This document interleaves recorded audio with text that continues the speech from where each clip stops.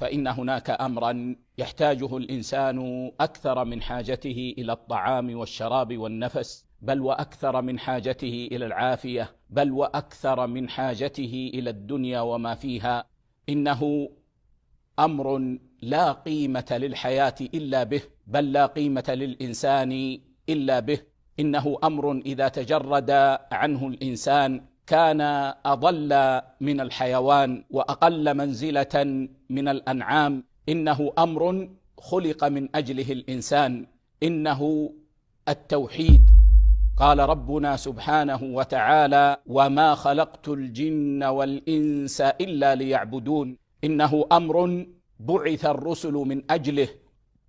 قال الله عز وجل: ولقد بعثنا في كل أمة رسولا أن اعبدوا الله واجتنبوا الطاغوت. إنه أمر دعا إليه جميع الرسل ودعا إليه جميع المصلحين. إنه توحيد رب العالمين.